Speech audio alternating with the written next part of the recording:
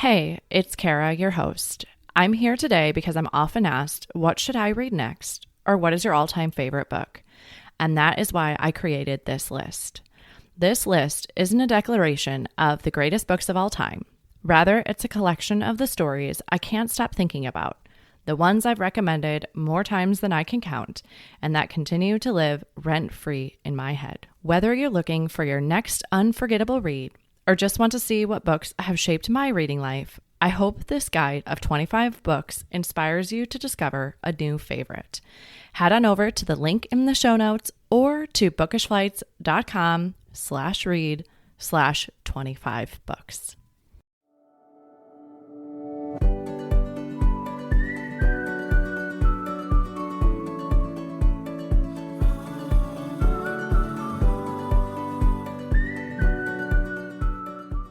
Hi, I'm Kara Infante, and this is Bookish Flights. In each episode, I chat with one bookish guest as we take some time to sample and savor the pairing recommendations from their bookish flight.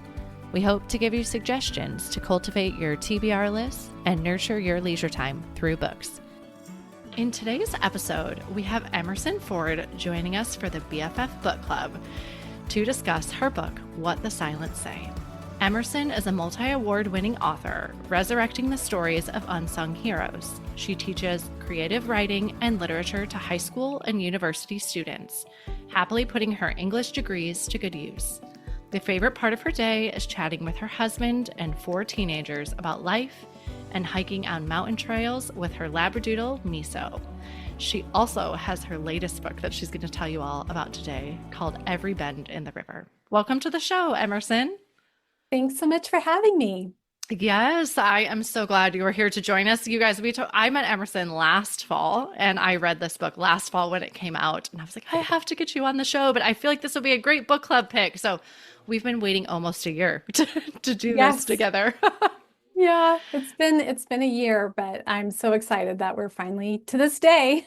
Yes, absolutely. Well, I love to start with, I feel like we're so much more than our bios. So can you tell us a little bit about who you are? Well, I think the bio pretty much sums it up, but I would say that I never anticipated being a writer. I never dreamed of being a writer. I can't believe that this is pretty much my full-time occupation now is writing. And like I said, I just would have never anticipated that. But it really was born out of my love for untold stories and just was really motivated to uncover those. I was sad by the idea that these people would disappear and they would be forgotten forever. And this is my little effort to make sure that that doesn't happen. So that's pretty much my heart Yeah. with writing. Yeah. Where did you do writing? I mean, you're an English major, as you said. So did you do writing as a child? You just never saw it as being a full-time career for yourself. No, Okay. never. Never. Well, of course I wrote things and they're really embarrassing now, but I didn't like writing. I thought it was really hard. And it is, that's true. But it's something that you don't have to be gifted in to be able to do. You can actually learn it and you can improve, and it can become a craft that you can throw yourself into. And now I don't hate writing quite as much. I actually love it quite a bit. So Yeah, I'm glad to hear you say that because I always dismissed the idea of being a writer because I also hated writing. And I would get yeah, the draft out there and then I'm like, I never want to look at that again. And I know with writing that is not true. You have to look at it again and again and again. And like, I don't know that I have, I could do that. So, yeah, I didn't think so either, but it's been very encouraging. Even today, I printed off the prologue that I wrote for What the Silent Say because I thought, well, let me be prepared in case I'm going to be doing a reading. And even going through it now, I changed so much, right? And so it just every year I'm learning more and more about writing. And so I don't know if any of you have ever felt like writing something before and just thought that maybe, no, that's just not my thing. I'm not gifted. I don't know how to do that. Have any of you felt that? Yeah, so I just want to encourage you that it's something that you can learn, and if you have the desire to do it, it's not something that either you have it or you don't. Mhm. And so this is a testament to that, I think. Yeah. Well, that's great advice. For listeners that are maybe tuning in today that haven't got to read What the Silent Say yet, can you give them a brief summary of it? And then we can jump into the PowerPoint that you brought for us. Sure. So this all really started when I was a little girl, and those of you who read the book remember that actually, in the beginning, we have Mary who finds the letters in the desk. And that was actually based on me. So I found those letters in the desk, and uh, I didn't know about my Uncle Raymond. My grandfather, Jimmy, wouldn't talk about him. It was a very painful subject. There were very brief moments when that would crack open and we'd get a story or two, and the way his face would just light up with joy, it caught my attention. I wanted to know who this man was, who my grandfather obviously loved so very much. And so it was a mystery in my family. I didn't understand why my grandfather was so saddened. I knew his brother died, but I could tell there was more to the story than that his brother died in war. So this was really the beginning of that. I found the letters, and it started this deep desire to find out what happened to him and to get to know him, my uncle. And the more I dug, the more I frankly became a little obsessed with the story, and that's why we have the book here. But um, it was really one of the joys of my life because I feel like I know my uncle now, and I do feel like I brought him back to life for our family, Yeah. which was a gift. So I'm very thankful for that. Yeah. And I think that's something as children, like we are so curious and we want to know. And then, like you said, you might not be getting the answers because it's a painful memory. But I think that's just I don't know. Why do we lose that as adults? That Right, curiosity. right, right. I agree. I think the reason why I still write stories about unsung heroes is because I held on to that. But I think it could be so easy to lose it with the distractions of life and Yeah. family and jobs and all of it. So, lucky me, got to Yes. turn it into something I can do. So, Absolutely. Well, why don't you, if you want to go ahead and share your screen and we can get this lovely treat of having some pictures with our book yes, club. We haven't had this before, so it's great. awesome. Okay, let me see if I can get this started. Okay. So everyone's always a little curious about what these people looked like who are in the story. So I will try to quickly go through this. This is Jimmy as a little boy, and he was very much the boy in the book and still was, even in his old age. And here he is with glasses, which I didn't know he wore glasses until I found this picture. Love So, it. and this is the Jimmy I pictured in my head as I wrote the book. And this is him on their front porch in Florence, South Carolina. Well, when he's in the Navy. Yeah. And can you see behind our, can you see the whole picture? Can you see it all? I think so, right? With the Okay. truck. Yeah, and all that. Okay. Because my grandfather's hiding right behind our video. So I don't know if you can see him. He's the driver of the Okay, yeah. Jeep. I can see You it can on see our him? end. Okay. All right. Perfect. Well, there he is. That's Dirty Gertie is right behind him on in behind the Jeep. I do not have a picture of Dirty Gertie because she's a little inappropriate. So, she's a little risque. Here's a picture of Raymond. And and if you can see here on the right-hand side, this is the only picture I have of him with his dad, with Arthur Sr. And between them is Susan. And you can see in his face, there was so much I could have put in the book that I didn't about Arthur Sr. And he was a very hard man. And so I think maybe you can pick up a little bit on that in this picture. And then on the left is Raymond with Sarah, with his mom. And then him as a little boy in the middle, which I just think is adorable. Yeah, that smile. I know, it just breaks my heart. And then here are the two boys together, the two brothers. And again on their front porch. Here's Raymond on the right-hand side. He's there with some of the characters in the book. Harry Wade is to his right, and we have Pulaski in the middle.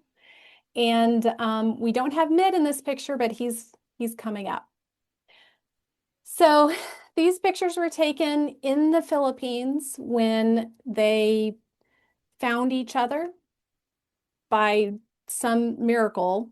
The Pacific is, as you know, huge, and they're spread out fighting across many islands, many places. So the fact that they ran into each other on a road in the same village in the Philippines is pretty miraculous. And it was just a few weeks before Raymond died. And so it was really a gift. I couldn't believe that part in the book because I think about even they don't even have technology like we have today, right? I mean, just like it's a complete fluke that that Yes. happened.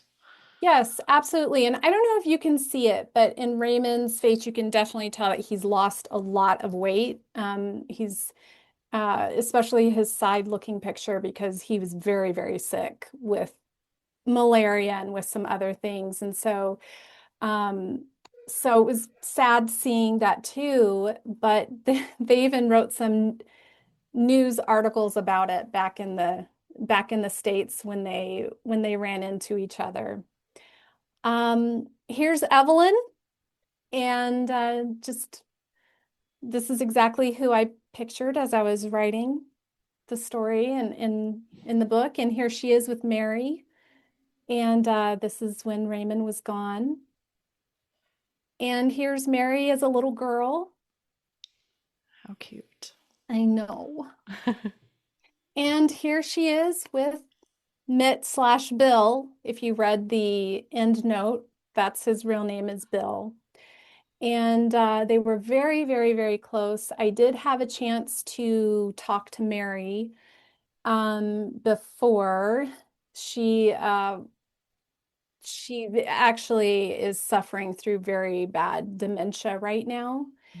But she did have the chance to tell me about how much Bill was really her father and how much she loved him and what a good father he was. And that was very comforting to me to know that she wasn't without that father figure in her life, which I know that Raymond would have wanted for her and would be so grateful for to know that Bill took up the charge. And they really did fight together and they really were side by side. And so the only thing I really changed was the name and a little bit of spice by making him who he was from New York. But and here's my grandfather. I We love took that. him up. This is Jimmy, and we took him up in a B-24 when he was in his 70s, and he got to stand at the gunner's window where he used to stand. And so that was just a really beautiful full circle moment for us. Yeah. So that's it. That's all I wanted to share. Yeah. Well, Uh, thank you so much for bringing those. I think it adds such a special part. Not that this book already didn't hit me with all the feels, so I don't know if you all were. kind of tearful when you finished. I was like, oh. But I love a book that makes me feel. You get an automatic star upgrade if you make me like evoke some Oh, emotion in me. oh, So thank you. Well, I felt some emotion too. I can't imagine. Yeah, what did you learn about yourself through writing this book? Oh, wow. I think that I can do hard things because this was a huge challenge for me to, I didn't know about writing. I'd never written anything before Mhm. when I started this. And so, but I just had this mission where I wanted to bring him back to life, as I said. And so it was really, um, it was difficult. It was a big challenge, but I learned that if you don't give up, you can actually do some pretty incredible things. And to me, the incredible thing is making this thing, this book that carries or brings Raymond back to life, that brings Jimmy back to life, that, there it it's not just in my heart that they live. It's now they're in other people's hearts. And what a gift. I'm Yeah. so grateful for that. And so I don't think I ever anticipated being able to undertake something like this. So yeah, just really grateful for that. Yeah, I imagine I'm thinking of the little you that found these letters in the drawer, like never realized the trajectory this would take in your Never, life. never, definitely. And uh I think my only regret is that my grandfather died before he could see any of this or even know that this was a twinkling in my eye. And I wish I could have talked to him. I wish I could have, well, of course I've talked to him, but I wish I could have talked to him about this. And I know it was very difficult, but maybe he could have opened up if I would have asked a little bit more. So I do regret that, but that's okay. Yeah. I did the best I could with what we had. So Yeah, I think it was your launch party, right? Was that the Zoom call I joined you on and your dad was on the call? Wasn't he? Was it your dad? I I know he wasn't able to come, Okay. unfortunately, but he was a big part of the process, which was what made it so special because he had always wanted to know. Actually, we didn't know what happened to Raymond. We just knew he was killed over there, but we didn't really understand how or why it was so difficult to talk about. But we went to the National Archives and we actually discovered the sheet of paper. It's called a presidential unit citation. And in there, they talk about what Company A did on that ridge. And Raymond was basically the reason why they survived. And I Wow. think I think we just sat there in shock for quite a while, just absorbing what had actually happened. And so Yeah. just incredible what we uncovered and what he did. Yeah. And I think to your point, right, of that story is not forgotten now. And I Mhm. think a lot about my own children, and I'm sure you guys too, but like teaching them to be courageous. And how do you teach courage? But I think through reading stories like this, you see it in others. Yeah. And really, one thing that became very clear to me as I was writing the story was how much that Raymond wanted to be a father. That was a driving uh, desire of his from the time he was young. He wanted to be a dad because he did not receive that love in his own life and he wanted to make that right. He did it for my grandfather. He was a father to Jimmy. And so the fact that he risked his life and chose to stay over there, um, knowing how badly he wanted to be a dad tells me how much he believed in what he was doing and how much he loved his brothers over there and knew that there really was no choice. Yeah. Because if there had been a choice, I think he would have gone home for sure. Yeah. But there really wasn't. There really wasn't. Not when it's life or death. And these are men who you have pledged to protect. So that was sobering. Yeah. Yeah, absolutely. Well, I feel like I normally open it up at the end, but I feel like this might be a good time. Does anybody have anything they want to ask about or any comments they want to make? You can unmute yourselves and jump on in.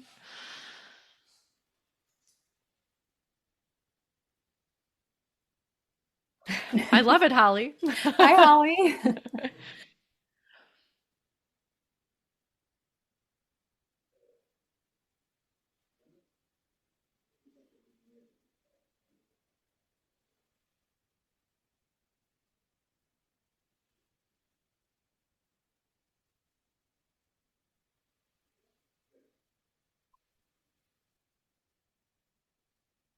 Hmm.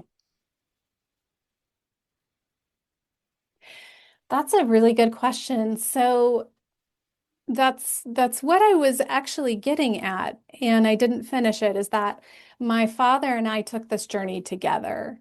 And so we were going together to the archives. We were uncovering all of this information together. We were talking about it and processing it together. And whenever I ran into a roadblock, he was the one I went to. So I would say without him, this book wouldn't have happened. It was very much, he was my support for sure. And um, I think possibly one of the best memories of my life is doing that with him. And it's a very special memory for me.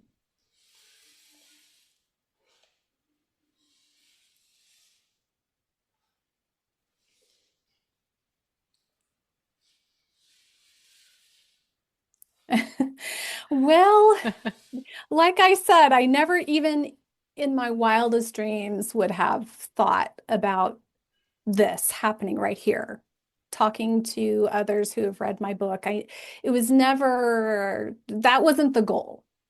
The goal was to write the story and bring him back to life for my dad, actually. And so that all of this has happened and that I've happened to fall in love with writing is just the icing on the cake. So I, it's, I thank my grandfather and Raymond for that because really this is a gift from them. I wouldn't be writing if not for them and Yeah. wanting to know them better. So yeah, Yeah, I love thank you. that. Anybody else want to jump in? I do. It's not a question, but I have been like, I guess, dabbling in historical fiction. It's not usually my go-to, but for some reason, World War II is like, I I love it. And I love it because it's so deep. It's so like it's just so big and there's so many different views. I was like really excited to read your book. And then after I read it, I was like, I cried twice. Oh, Just your slideshow, I was also like Yeah. trying to hold myself together. me too. It's so good in the fact that it's like you're like real. It puts a different like spin on it, I guess. The emotions are different. It's so good. Yeah. Thank you. Thank you. That means so much to me. I can't tell you how touching it is that other people have been touched by the story. And it's not just me that feels the loss of Raymond, and that just means the world to me. I can't tell you how much that means to me. So thank you. Yeah. Yeah.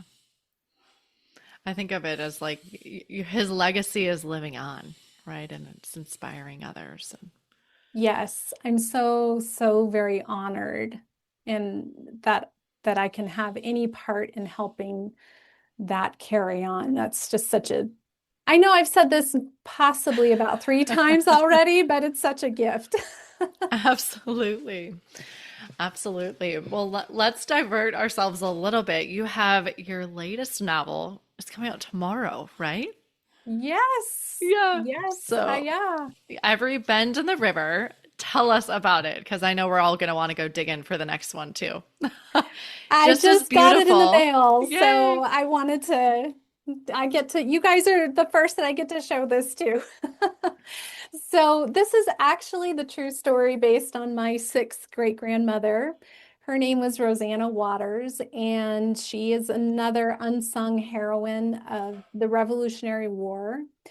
And so that that was another story that I thought people need to know this. This woman was incredible what she did and just what she did as a mother. It was so inspiring. It wasn't even what she did in the war. That was amazing. But it was her survival and what she did to protect her children and to mother them well through very tumultuous times. And so I'm very excited to bring this story. I hope that she can live on in people's hearts too. That's the goal, but we'll see. Yeah. I have to ask, who does your cover art? Because that cover is just as beautiful as what the silents say. And I'm like, they're Thank just you. stunning. Thank you. Yes, I love my publisher. They're amazing. They use the same artist for both covers. And so one thing I didn't know, I didn't learn until later. This guy, this is a picture of a real guy, a model that they that they had do this, and he reached out to me on Instagram. He said, "Hey, that's me on your cover." Oh, I So love that. I know it was pretty fun. It was pretty fun. So, but yeah, I do love the covers. They did a great job. Yeah, they do absolutely a wonderful job. Well, I usually ask guests to bring a book flight with them. So, can you tell us about three of the books that you love? Yes. Okay. So these is my words Oh, I is love that book. number one.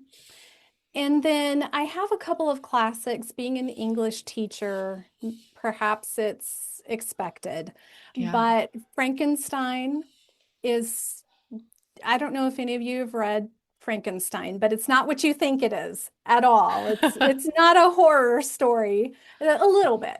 It's a little scary, but it's incredibly deep and interesting. It sticks with you. The ending sticks with you. Well, it's still sticking with me, and I read it for the first time maybe 20 years ago. So I Wow. don't know if that tells you anything. And then the third one is The Death of Ivan Ilyich by Tolstoy. That's my third. And Yeah. deep things, deep questions about what is a life well lived, and very, very inspiring too. Yeah. So if you have you guys heard of These Is My Words?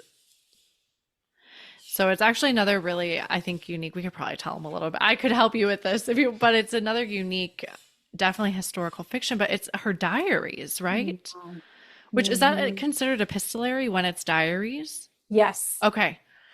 So it's told through her diary and they're settling the Arizona territory. I don't remember the year. 18, is it 1898 through 1940? I am Yeah. really not sure, but I that's what I seem to Yeah. recall. Late Yeah. 1800s to Let's say early that. 1900s. Yeah. And it's about like being on the frontier when they're settling the Arizona territory. And it was so good. So So good. good. And that is based off of one of her relatives too. Okay. So I feel some affinity with her. I can understand the drive to want to uncover what your relatives went through. Yeah.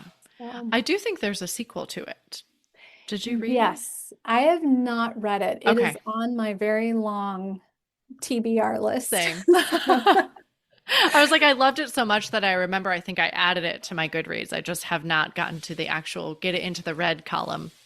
yes, the thing is that I loved These Is My Word so much that I'm afraid that nothing else can hold a candle to it. So I haven't been brave enough to read book two yet. Isn't that silly? I don't know. Yeah. And it's, I mean, it definitely is a rough life, right? If you think about going out to the Arizona territory and settling that, but there's some romance in there, and it really is such a great and a Oh, unique take on historical Captain fiction. Captain Jack Elliott. That's all I'll say. It's really good. It's Yeah. really good. I haven't read the other two, so I can't speak to them. Obviously, I've heard of Frankenstein, and I read Dracula, was it last year or the previous fall season? And I was so surprised to see how Yes. many pop culture references to today were in there. And I Hmm. imagine Frankenstein would be very similar, I'm guessing. Yes, definitely. And Dracula is another one of those that you expect because of the way our culture perceives it. We would look at it as this horror novel, but really it's about the fight between good and evil. And it is incredible. I really recommend that one too. Yeah. Yeah. I've considered doing a classic for this, but obviously we couldn't have the author. And so I love the idea of like we get to have the author come join us for book club, but I also feel like there's so many classics that maybe we do it together. And I feel like you can appreciate them so much more when you can have a conversation about it amongst people that are reading. I think even if you're like, maybe it wasn't my favorite, but then you have a discussion about it, you're like, oh, it was that much richer of an experience to reading. Yes, absolutely. Yeah, I agree with that. I think that would be amazing. I would love to join that classics Okay. club if you do one. Maybe I'll think about it because obviously some can be very lengthy too. So I'm like I Yeah, try to be mindful of what I'm picking for so we can all read it within the month. right. Yeah. Exactly. Did you have something, Holly?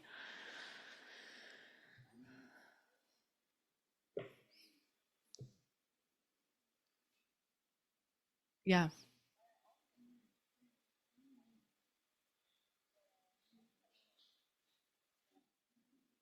Hmm. Mm. He was incredible. I am so thankful for him. He captured it.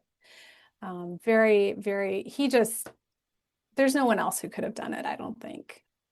Yeah.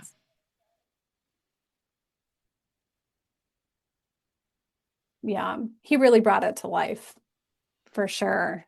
What an immersive reading experience. I haven't tried that where I've done where like if I can't, I'll walk away and so then I'll listen to some of the book on my walk and then I'll come home and I'll just jump the chapter, but I've never done it together. That's a fun idea. Yeah.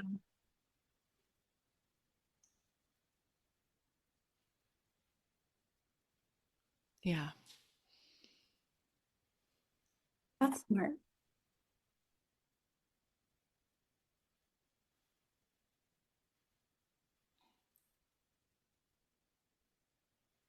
Yeah.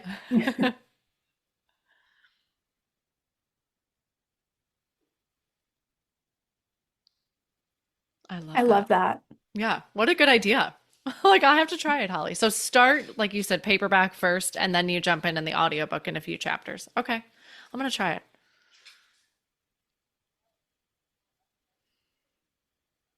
Yeah, Hmm. I like it's a that. good idea. I haven't had a chance to listen to the audio yet for Every Bend in the River, but apparently I know who the narrators are and they're amazing. So I'm hoping that it's going to be just as good as what the silents say for the narration. We'll see. Yeah, absolutely. You've got that optimism there. Well, how I love to end our show is with our bonus pairings, which are a speed round you can answer really quick. Are you a rereader? Yes, Was there a book you read that made you want to become a writer? these is my words Love that. Where is your favorite place to read?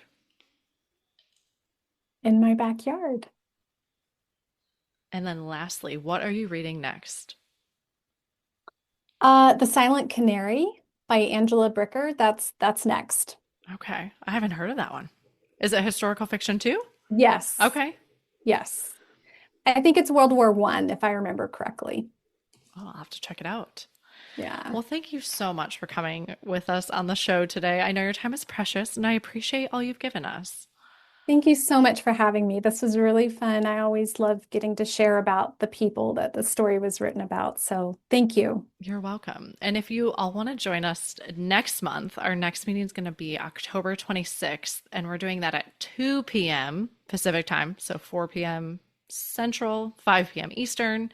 And that's going to be with Amanda Cox, and it will be the Bitter End Birding Society, which is an immersive faith-based novel of finding belonging, reconciliation, and new beginnings. And it's for fans of Southern fiction. This narrative of friendship and community is perfect for book club selection, but I've already read it. So I do read all of the books that I pick for book club friends. So, because I want to make sure it's going to be, good for us all. But it's going to be a great one. I haven't read that one yet, but I'm looking forward to it. It's on my TBR list. Yay! My very long one.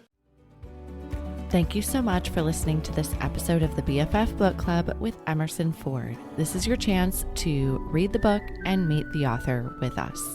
You can find more information about our next BFF Book Club meeting or all the books that we talked about today on the show at bookishflights.com. If you enjoyed the show, please consider leaving us a 5-star review on Apple or Spotify. Your review helps the show reach others. And while you're there, don't forget to hit subscribe so you do not miss an episode. That's it for today. As Emma Thompson said, books are like people in the sense that they'll turn up into your life when you most need them. Cheers to you until next time, dear readers.